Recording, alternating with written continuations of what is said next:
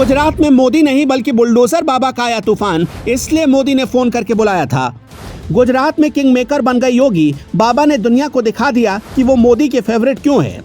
जिन सीटों पर हार रही थी बीजेपी, वहां पर भी बाबा ने गाड़ दिया भगवा झंडा। विपक्ष हवा में उड़ गया। यूपी में हार गए उपचुनाव, पर फिर भी मोदी ने थपथपाई योगी की पीठ। योगी का मिशन गुजरात हो गया पूरा।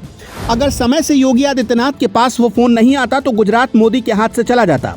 खबर पक्की थी कि इस बार बीजेपी को कई सीटों पर बुरी तरह हार मिलनी तय है, लेकिन जैसे ही ये खबर योगी आदित्यनाथ को फोन के जरिए मिली, उन्होंने तुरंत कसम खा ली कि इस बार गुजरात में भगवा झंडा लहराएगा। और योगी की कसम ऐसी पूरी हुई जो आज तक गुजरात की राजनीति में नहीं हुआ था। योगी ने मोदी के साथ मिलकर करके दिखा दिया। लेकिन जब बीजेपी के दिल्ली मुख्यालय में प्रधानमंत्री नरेंद्र मोदी, अमित शाह, जेपी नड्डा और राजनाथ सिंह के साथ गुजरात जीत का जश्न मना रहे थे, तब वहां पर योगी दिखाई नहीं पड़े। आखिर में योगी ने किंग मेकर बनने के बाद भी जश्न से दूरी क्यों बनाई, वीडियो में आगे बताएंगे। आपको गुजरात के मोरबी में हुआ पुल हादसा तो याद ही होगा। चुनाव से ठीक पहले जब इतना बड़ा हादसा हुआ, तब गुजरात में हड़कंप मच गया। विपक्ष के नेताओं ने इसके लिए मोदी को कोसने में कोई कसर नहीं छोड़ी। एक समय तो ऐसा लग रहा था कि अब गुजरात में कहीं बीजेपी इसी वजह से बुरी तरह हार न जाए। संकेत पूरे मिल रहे थे, लेकिन तत्काल में प्रधानमंत्री मोदी ने मोर्चा संभाला और हादसे वाली जगह पर गए। इसके अलावा पीड़ित परिवारों के लिए मुआवजे का ऐलान भी किया। लेकिन इन सबके बावजूद मोरबी की सीट पर बीजेपी को हार का डर सता रहा था। इसलिए प्रधानमंत्री मोदी ने सारी जिम्मेदारी योगी आदित्यनाथ के कंधों पर सौंप दी। योगी को कहा गया, बस आप ये सीट जिता दो, बाकी हम देख लेंगे। जिसके बाद योगी ने कहा, don't worry, I will manage everything. और योगी ने जो कहा उन्होंने करके दिखा भी दिया। यहाँ पर मोर्चा संभालते हुए योगी ने धुआंधार प्रचार किया, जिसका नतीजा चुनाव में सामने आ गया। मोरबी में बीजेपी को बहुत बड़ी जीत मिली।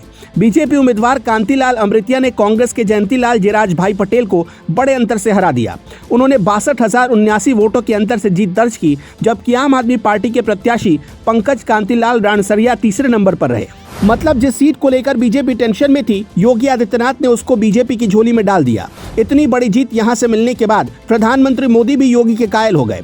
लेकिन सिर्फ मोरबी सीट ही नहीं थी जहां पर बीजेपी की लुटिया डूब सकती थी। लिहाजा योगी आदित्यनाथ को कई दूसरी सीटों की जिम्मेदारी भी सौंपी गई, जिसमें उन्होंने 100 में से 100 अंक हासिल किए। योगी ने जिन सीटों पर प्रचार किया, वहां पर करीब करीब बीजेपी उम्मीदवार को जीत मिली। बीजेपी ने उन सीटों पर भी इस बार जीत दर्ज की जिस पर पहले हार मिली थी। लेकिन योगी आदित्यनाथ ने गुजरात में जो काम किया उसकी चर्चा तो हो ही रही है। साथ ही मैनपुरी और खतौली के अलावा रामपुर में बीजेपी अपनी सीट ही बचा पाई, इस बात की चर्चा भी जोरों पर है। हर कोई यही कह रहा है कि आखिर योगी आदित्यनाथ अपने उम्मीदवारों को इन सीटों पर क्यों जीत नहीं दिला पाए।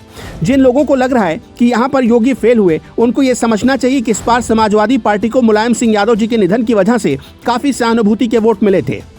उन्हीं सहानुभूति के वोट के दम पर समाजवादी पार्टी और गठबंधन यहां से जीतने में कामयाब रहे। लेकिन कुल मिलाकर बीजेपी ने गुजरात के लिए जो प्लान योगी के साथ मिलकर बनाया था, वो पूरी तरह से सफल रहा। गुजरात में योगी आदित्यनाथ मोदी के साथ किंग मेकर साबित हुए। अब आपको बताते हैं कि योगी आदित्यनाथ क्यों बीजेपी मुख्यालय में जश्न में शामिल नहीं हो पाए। दरअसल नतीजे उत्तर प्रदेश में हुए उपचुनाव के भी आ रहे थे और योगी आदित्यनाथ लखनऊ में अधिकारियों के साथ मिलकर आगे की रणनीति बनाने में जुटे थे। काफी ज्यादा व्यस्त होने की वजह से वो जश्न के मौके पर शामिल नहीं हो पाए। दोस्तों, आपको क्या लगता है, क्या प्रधानमंत्री नरेंद्र मोदी के बाद योगी ही देश के प्रधानमंत्री बनेंगे? कमेंट में जरूर बताइएगा।